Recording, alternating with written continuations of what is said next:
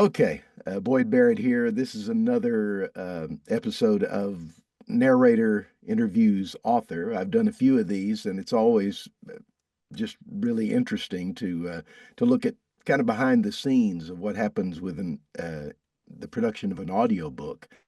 Um, and today, um, I want to introduce you to one of the authors that I've worked with. This was near the first of the year when we started, and worked for a couple of months on his book. And I want to talk to you. We're gonna talk to Scott. Scott Sundby is his name, and we're going to talk with Scott and find out a little bit about him first. Then we'll talk about the book and how this all came about, because I think it's really instructive for fellow authors and fellow narrators to to hear about the process. And this was a very successful one. So we want to tell you that. So Scott, welcome. Well, thank you. And I'm not sure I'm using the word correctly, but I actually feel like through our working relationship, we have a bromance going. There you go. And There you go. what's really great is this is the first time we've actually seen each other. I Hmm. know your voice incredibly well, Oh, I but it's the bet. first time we've actually made visual contact. So Yeah, you I'm you really know looking you know forward a to lot of my voices because it. Yes, that I do. different characters. Um, so first of all, tell us now. You are a law professor, is that correct? Yeah, I am a law professor at the University of Miami in Florida. Okay. And have taught at a number of different schools. I was at Washington and Lee up in Virginia before that, and at Hastings College of the Law in San Francisco before that. So we've moved around a fair bit, but Hmm. I'm currently a law professor specializing in criminal law. Yes, and then I read that you also help with some death penalty cases. Is that correct? Yeah, so that's sort of become my area of specialty over the last 20 years or so of studying capital punishment. And in fact, a big part of my research has been interviewing jurors who have actually sat on death penalty cases and talking to them about their experiences. Learned a lot about sort of the narrative voice from that Yes, experience. I bet. So when are you going to write a novel that's based on that situation? So, it's interesting. I deliberately didn't go there Uh-huh. because that is so much of my core work. And I wanted to write the novel to escape my work because I also do a fair bit of consulting on death penalty cases. Right. And it's invariably tragic. Oh, I bet. Obviously, the crime is horrible, there's victims. Hmm. And then the defendant's life, which is what I generally deal with, is almost always tragic. So I wanted an escape, and Oh, okay. I got you. Wordsworth in Bogota was my escape for a number There of you years go. There you writing it. go. But you have written, didn't you? You wrote a nonfiction book, and it does it deal with some of that? Yeah, so the nonfiction book is all about my interviews with those jurors. So again, it's telling the story of the jurors who actually had to decide whether a person should live or die. It's called a life and death decision. A jury weighs the death penalty. And it really uses two cases to look at how jurors go about making that decision, which, as you can imagine, Oh, is remarkably challenging and sometimes traumatizing. I would imagine so. Wow. So if anybody's interested, you can look up Scott's other book, and you have a children's book as well. And I have a children's book, yes. And I was Yeah, thinking I've even actually. this morning, my Uh-huh. relationship with the illustrator on that, it's a picture book, was a little bit like our relationship with you as the narrator, right? Sort of bringing two artistic visions together, Yes. which is kind of Yes. a neat collaborative process, at least when it works. Right. I understand that because I wrote a children's book and had worked with an illustrator, and it that's exactly right. You have Yeah, to put it together. So that's it. yeah. So now tell us what led up to writing Wordsworth in Bogota. So the book is about using a poetry conference down in Colombia as Hmm. a means for a failing drug empire to try to get cocaine into the United States at a time when, because it's set in right after 9/11, the borders are shut, everything is crumbling in this empire. And the way I came to that, Boyd, was a friend of mine who is an English literature professor invited me to talk at a conference on narrative based on my death penalty book, Telling the Jurors Narrators. And I had never been to a conference with English professors. And it was a wonderful experience. But, and this is shows perhaps how my mind is always a little bit off kilter. I remember looking around and going, the type of people are here are the type of people who are just going to breeze through TSA, right? They're the type of people you, Right. the aura is of the professor, right? And Mm-hmm. often sort Mm-hmm. of, if you will, the absent-minded professor. Mm-hmm. And so you're not going to raise alarm bells. And I thought, what a great way to smuggle drugs, as in staging a poetry Yes. conference. And that kind of was the germ of the idea. And then I just started sort of working on it gradually. This little thing called the pandemic hit, which gave me a lot more time, and I could only watch Mm-hmm. so much Netflix and ESPN. Yes.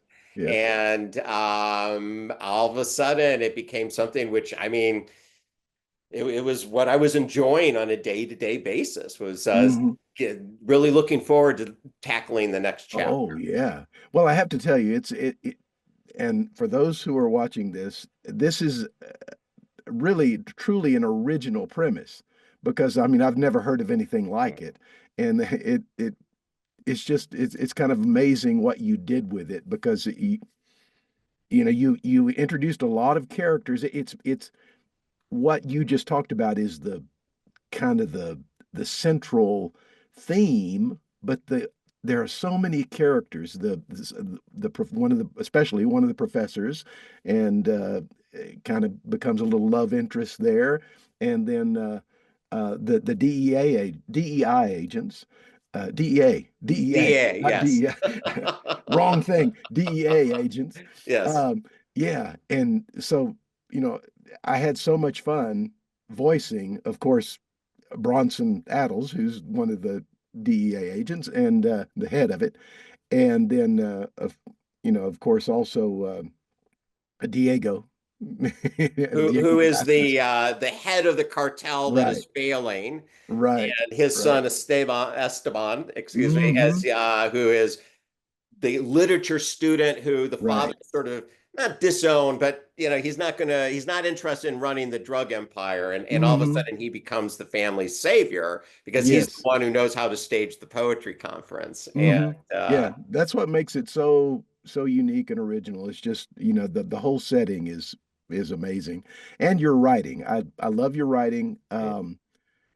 There's there's just a lot in there that is not only original, but there's humor, there's references that people will catch if they've been around a little while, and it's just a lot of fun. So I had a tremendous time doing it. Um, so let's talk about how this came about that I'm the one that ended up voicing the book.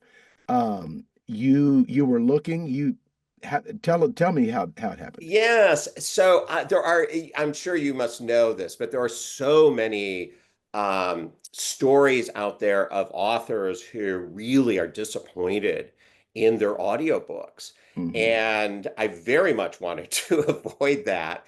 And so I approached my publisher, this little publisher out of Texas called Black Rose Writing, which, by the way, I've been very pleased with, in part because they are independent, they're small, and thus they're flexible. And Hmm. so they sent me a couple, they posted it, the book, I guess, on ACX, which for those Hmm. of you who are just listening to this, I knew nothing about. I describe it to friends as sort of a singles bar for authors and narrators. And I say There you that go. never having actually done singles bars. And if I had, I would Hmm. have failed miserably. Yeah, yeah. But it's sort of authors, go there and they look around, and narrators post examples of what they've done. Mm-hmm. And my publisher had put on the book on there and solicited auditions, and I got one that he said I didn't even know they had done that, and I got one they sent me, and I just wasn't. It wasn't. I wasn't what I was hoping for. So I said, "Do you mind if I look on ACX Mm-hmm. and listen to a bunch of different samples and approach some people who might be good?" And really, more accurately, my wife, Katie, who is a big audiobook consumer and so has a really good ear for Mm-hmm. all of this. She's also an Mm-hmm. artist and so gets it.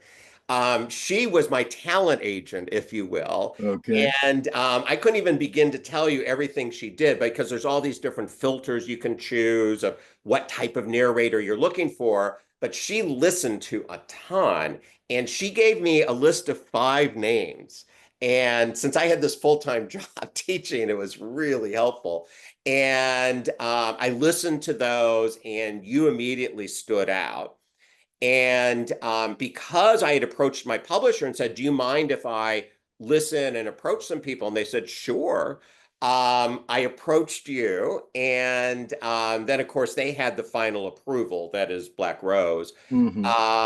But so you were part of a talent um, pageant that you didn't Right. even probably know. Well, I'm sure you didn't know about, right? Right. And if you remember, one thing I also liked, and I don't know how common this is, Boyd, but I gave you sort of 3 different Yes. sections of the book Mm-hmm. that I thought would be representative of could someone do this.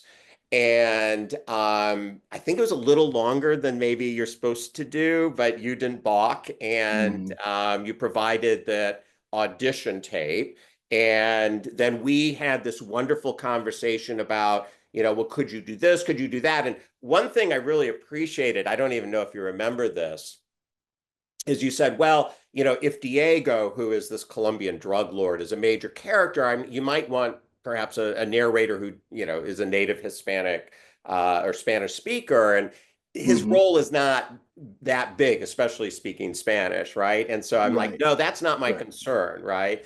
But I appreciated you sort of told me, well, here's where I might have limitations. Mm-hmm. And Mm-hmm. they weren't limitations that at all played into my concern. So that's at least from my end how I found you. Yeah. Yeah. And And it is different. It's definitely different because I when the book was put up on ACX, I didn't see it and I didn't audition for it. I usually look and if it's something I'm interested in, I will audition, but I didn't audition, never saw it. And then I just got the note from you saying I'm interested in you, hearing you read. And so that's kind of nice to be able to for somebody to pick me out and say I'm interested in hearing you. did you say that's only happened once before with you? Yes, there was a lady at the also right at the end of the year who did the same thing, and she said, "I think you're the person," and we worked together and did the same thing. Yeah. Yeah. So how many books are posted? I don't even know how ACX works from your end. Like, No, so how it's many new books are posted where you start scrolling through and no, see? there's quite a few. There are quite a few, and of course, there's different levels, and we, most narrators are going to look at the ones that are, paid per finished hour, which, you have a paid per finished hour level, and then you have some like some are just pure royalty share, which is half and half, and then some like what we ended up with was a royalty share plus part of what I would normally be paid, and so there's a lot, of course, of just pure royalty share, and typically I don't spend too much time with those. But a paid per finished hour and a royalty share plus, I'll look at those. But Yeah, there's a bunch. There's a and bunch. and can I say that I think I really encourage authors to talk to their publisher to see if it's okay to do it sort of the way we did it. And Mm-hmm. and again, maybe this was the 1 out of 100 times our method worked, but boy, did it work. And one thing which was wonderful, which we can talk more about, is we then had a relationship where, and again, this is from what I've heard from fellow authors, is very unusual that you would send me each chapter as you finished it, and I Hmm. would give you feedback. And on Hmm. balance, I was obviously very happy. But every now and then, there'd be like, well, what about, we say the name this way, Right. or Hmm. sometimes you would use sort of European Spanish pronunciations. And Hmm. living in Miami, the northernmost city of Latin Right. America, of course, Right. I'm used to hearing Uh-huh. Latin American Spanish, and so we would tinker with the pronunciation. And Katie and I would look forward so much each night because you only Yes. did a chapter a day, Uh-huh. of receiving what you had done, and then, reviewing it, so that by the time we finished, there was no final review because Right. we had done the review as it went along. And Hmm. at least on my end, I was incredibly happy. And whereas I have had authors tell me the first time, and this blows my mind, they heard the audio of their book was when it was posted on Audible. Oh, wow. And Hmm. and now their Yeah. publisher had approved it, Sure. Sure. but they had not heard it. And Hmm. sometimes they're not real happy. Right. Well, I do a lot of indie authors, or for a small publisher like this, where this is possible. Now, if I was doing it for one of the big publishers, it would have to be done a little different. But I enjoy this because it is collaborative, and you were never a micromanager. You would just tell me this pronunciation or this, but most of the time it was just praise. Which, and that makes a narrator feel really good. Oh, you're right on. And I never felt like you were saying my performance wise, you were right there with me. But there were just little details that maybe I got wrong. And Really minor details, as I yes. recall. Or sometimes, every now and then, and my hearing's not the greatest, so I'm a good one for this. I might not quite hear something that I know, and so I'd say, could you just redo this phrase because Hmm. these two words kind of blurred Yes. together for me, Yes. right? Right. So it's good to have sort of a partially deaf listener, I guess, to say that, right? But yeah, and part of the fun of it for me was listening to your bringing to life these characters and all, who sometimes you'd bring them a little bit different than I had, sort of imagined in my head, Right. but always in a way that I really liked. And as you'll recall, Boyd, there's the scene in Bogota when this conference is actually taking place. There's interpreters involved. And the interpreters, if you remember, vary greatly in their ability to actually bring Yes. the person whose words they're interpreting. And there's one who's the prize interpreter who everybody Right. wants, who gets called the Oracle Yeah. because she makes, what might be mundane academic writing. People are like, loosening their collars and Hmm. things like that Hmm. because, she's so, bringing it. And so I was thinking, just today in anticipation of this, in some ways, I feel like I got the oracle, right? Oh. And I was as interested in how you would bring it to life as, what the actual words were. Hmm. So yeah, Hmm. no, it was great. Well, that's fantastic because that's what eh, most narrators are going. That's what we're aiming for, to bring your words to life the best way possible. And I was honored to be able to do that because it's such a good book. And those who are listening to this or watching this, just know that you won't be disappointed whether you buy the book and read it or listen. Of course, I would love for you to listen to it because but it's well worth your time for sure. Can I ask, Boyd, because this is again, this is the first Hmm. time. So my nonfiction book has not actually been narrated. It's Hmm. been out there 20 years. We don't really want to Yeah. date things too much, right? But so I had never. How do you pace it? Like, how do you approach a chapter? Let me ask that because I'm really Hmm. curious on your end how you would do it. Well, a lot of it is, let's just take the opening chapter because it's really all about Diego. Diego Velasquez, who is the drug lord, and what sets up everything. and I had to think of it from his standpoint. So even though the narration is third person, he's the main ingredient in all that. So um, I I had to think in terms of what's going on inside him. And whether I was doing narration, because a lot of the narration was talking about what he was going through. So probably if you really listen closely, if you listen to that chapter, and then you listen to a later chapter that's not about Diego, but maybe about somebody who's a little lighter character, like a Percy or somebody that, it's a different feel. So and pacing is is based on that. It's based on what is going on inside, because really and truly, and a lot of my uh, audiobook coaches, they'll say you can't. Words don't act. It's the feeling. Feelings act, and so the you have to be able to feel what's going on, and then it comes out, and then the person listening can grab a hold of that same feeling. And if you've done that, then you've succeeded. So I think that's it. It's not so much an intellectual thing of this is how I'm going to say these words, this is how I'm going to pace it. But if I can get into the mind of a Diego, or even the mind of Percy later on, or Mara, or whoever, Esteban, I pace it based on that. It's Okay. just what's going on inside of my emotions and my mind. Because that's yeah, it's really interesting. And one of the really positive comments I've gotten from those who have listened to it Hmm. has been that sometimes with an audiobook, not that people ever do monotones, no one's that bad, but there often is not a lot of inflection or emotion coming through. And so you can kind of tune out. And I've had that Hmm. happen.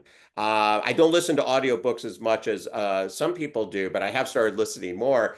And I do Hmm. find that a voice that sort of brings me, it's almost like listening to a musical score, right? and Hmm. and I Hmm. listen along more carefully when the melody is going like this versus sort of like this. And you have a very well, your voice is fantastic, Hmm. but also the way you use it and you pace it.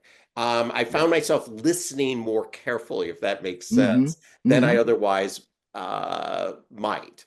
Yes, yes. Well, and that's what it's all about. I mean, audiobook narration is an acting form, and it's different because it's I'm acting for one person. I'm acting for that one person who has that earbud in their ear Yeah, or listening in the car or yeah. whatever, and it's very intimate.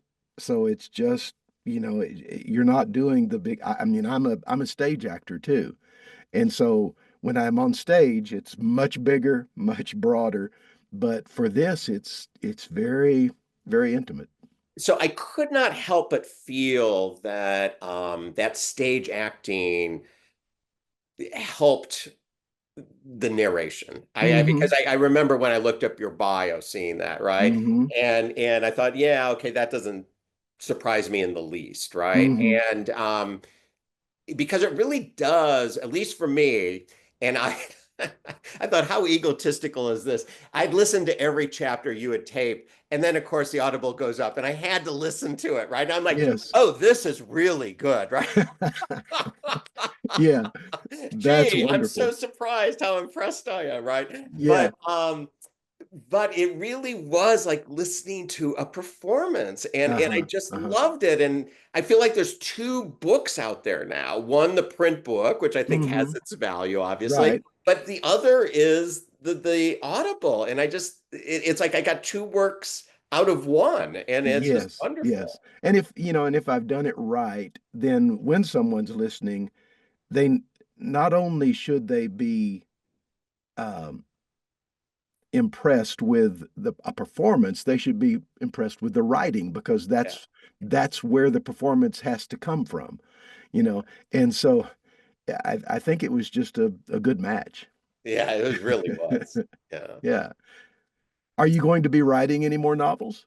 Yeah, I very much hope to. And again, very busy with my day job, but I do have one in particular. I do most of my writing in my head when I'm on my runs or my when I'm bicycling. I like Mm-hmm. to get Mm-hmm. some exercise in each day, and what I found each lasts about an hour. So maybe that's what it takes to get a Yes. vision of a chapter. But and the first chapter of the next book over the last few days with the run, I think I had to sort of, well, part of it is, as you know, the marketing aspect of Oh, this, good. right? Yeah. Yeah. It's Which hard. I just did not anticipate. Well, Yeah. and I should have, because there's like 8,000 blogs out there about how in today's world, 3 million books a year, you Mm-hmm. got to market, right? Yeah. And Yeah. but as someone who was raised to never blow your own horn, it Right. just Right. goes so much against my nature.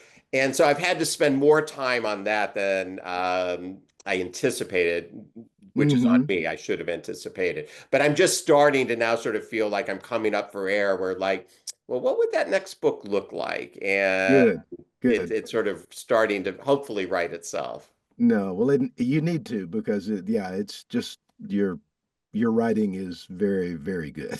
Well, And I appreciate that, yeah, Dwight. and I've been really lucky. The last few months I've gotten to do some books that are like that. The writing is just, spectacular and very different. Each one's very, very different. But that's what makes it. And there are some narrators that kind of get in a niche and they do one type of book over and over again. I don't want to do that. I want to have the variety. It just makes it so much more fun. Yeah, well, variety is the spice of life. Yeah. It's cliche, but it's true, right? So, Oh boy, that's right.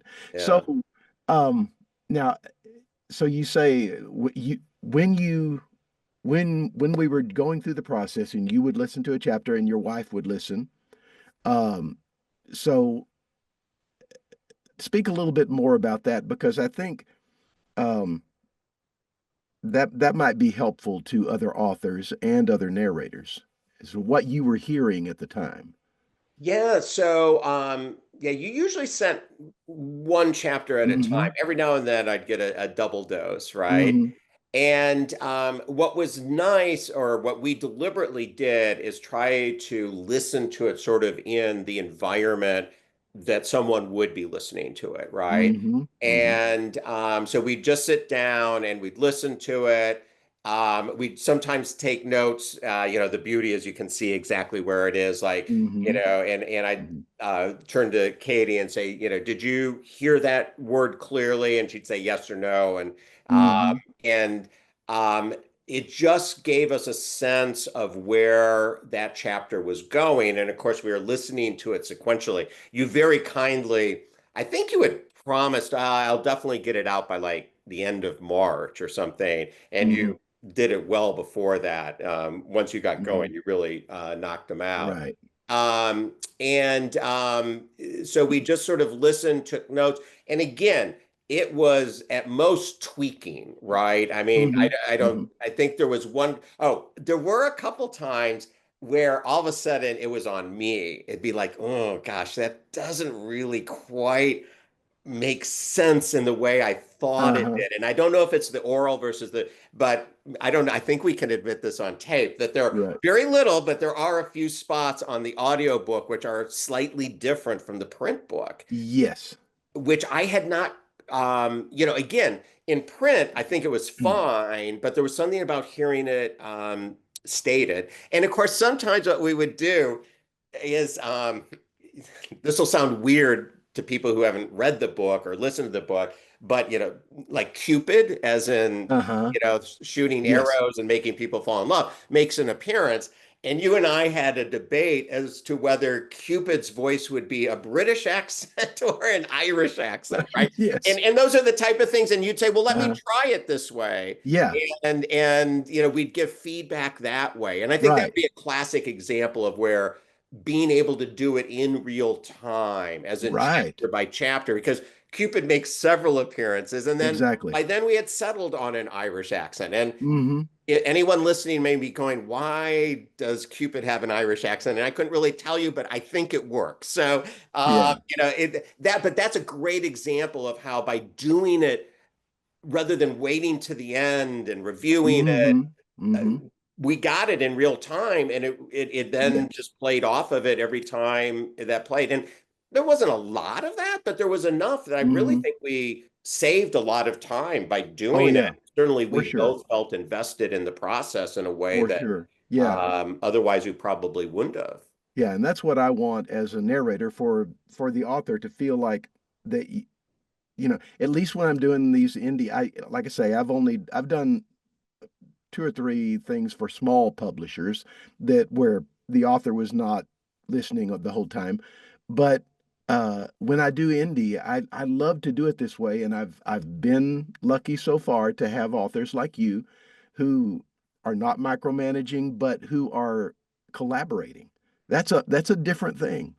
And so the collaboration was fun. It worked.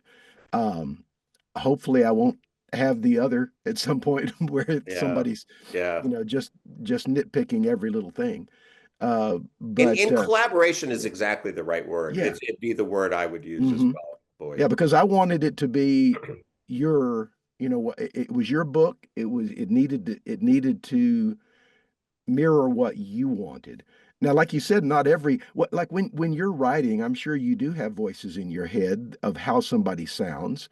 And not everything that I did is going to sound like what you heard originally, but hopefully at least the overall Oh, does. absolutely. Yeah. Yeah. Yeah. So yeah. What is the it's Jerry Maguire, right? Where there's the line, "You had me at." Yeah. And I gave you that very beginning of it where Diego, the failing Hmm. drug Yes. lord, and he's having this moment of Mm. self-crisis. And Yeah. I remember I think I think his first line is mierda, right? Mierda. Yeah. We won't Yeah. translate, but and you said it so well, like, yeah, that's exactly how it should be, right? Yeah. His life Yeah. is crumbling, and Hmm. here it is, right? And you kind of had me there. And Yeah. then we tried out Mora, who's the lead female Hmm. character, right? Percy, who is a key male Hmm. protagonist. But again, I was very comfortable leaving it up to you in some ways as to how to Hmm. first, say it. And I think we had slight tweaks on Percy and Mora, but Yes. nothing. I mean, more like maybe raise her voice a little or whatever, Hmm. in terms of Yeah. tenor. Right. But again, a collaboration is the perfect idea, right? It's Right. almost like putting on a stage play, and you write a screenplay, and Hmm. then you get the best actors precisely because you Yeah. want them to bring it to life. And Right. And that's why you and hire the really actors, and right? really doing an audiobook is even though it's one person, you are kind of casting it. And that's why I would ask you, okay, for this character, who's the actor that you would have cast? Yeah. Who do you Yes, you think? did. That's right. Yeah. That's right. And you gave me, I remember with Percy, you gave me a couple of, and I just Yeah, had I'm those trying in to think. mind. Toby Maguire and, oh, gosh, I forget the other one, but Yeah. yes, yeah. Yeah. And so I was able to have that in my mind when I did that character. Now, that doesn't mean that my voice necessarily sounded like Toby Maguire, but I tried to have a little bit of the attitude and then it carried through. So, Exactly. Exactly. yeah. But it was just a lot of fun. So you're like I say, I want you to write more because the gift is there and it's obvious. I was really taken by the premise of the book, the writing, um, and anybody who reads or listens will see what I'm talking about. Well, I appreciate that, Boyd. And boy, if I do get that second book down, you know who I'm going to first, Well, right? I appreciate that. Yeah. Yeah, I And would can I love it. just say something now that Mhm. I am into this? Okay, you got to market it. And as I tell friends, like friends will write me and say, "Oh, I read I really loved it." And then I feel like the door-to-door Fuller brush salesman who says, "Oh, would you mind writing a review?" Right. on Audible or Amazon or Goodreads or whatever. Hmm. And I'm going to go ahead and ask if anybody's listening to this and does listen to it and Yes. hopefully enjoys Yes. it. Please write that review. I mean, it's crazy, but publishers care, Yes. algorithms care, right? Hmm. As into where Hmm. it gets promoted within Yes. Amazon or whatever. So, Yes. yeah, No, it's so important for those who appreciate this type of art to let that be known, and it helps so much. I recently got a for one of the lady I was telling you about who did the same thing you did. She reached out to me on ACX and said, "I think you're the person." And I ended up doing her book. Well, that book ended up getting an Earphones Award from AudioFile. There's AudioFile is a magazine about audiobooks, and they give out awards every month. I think it's 25 audiobooks that get an audio wow. that get an Earphones Award. And so out of the blue, I found out I got one. So Well, congratulations. yeah, and so who knows? It's Hopefully that means yeah, somebody's going to Google you and see that you yes, also did Wordsworth in Bogota exactly, and listen exactly. off of that, Yeah, right? yeah, that's something I can, and I put it on, on my website. Yeah, I won an Earphones Award, and I wasn't even looking for it, wasn't expecting it, but it came Yeah, to me. So, and I would love for your book and the other books that I've been doing to get that same kind of whether they win something or not, to get that kind of yeah, exposure, you know. So, yeah, it's just it's been fun. I've been doing this now for well, I also kind of during the pandemic is when I really started. I interesting. started doing I've been performing all my life, but in a lot of stage work, some film work, and then right around the pandemic, I started doing some audiobooks, and that right at about 40 now. So it's Wow. yeah, it's Okay. it's been fun, Yeah. and I'm a real estate appraiser, and so I that's a full-time job. Yeah. And but I love the other, and I'm trying to kind of transition a little bit and Yeah. do more and more of it. Yeah. So Well, we're all better for it if you do. So just make sure you keep a slot open for the next one by oh, me. absolutely. I will. I definitely will. Well, Scott, it's been wonderful to talk to you, and it's I thank you for reaching out to me because Yeah. it's been a great collaboration. Well, I thank you for responding, Yeah. and yeah, no, I could not have scripted this better. That I could not Oh, have written this chapter better of fantastic. our collaboration, which really is Yeah. the best way to put it. Yeah, that is great. Well, thank you so much for being on this little episode of a Narrator Interviews Author. Thank And you, yeah, Boyd. all right. Thank you.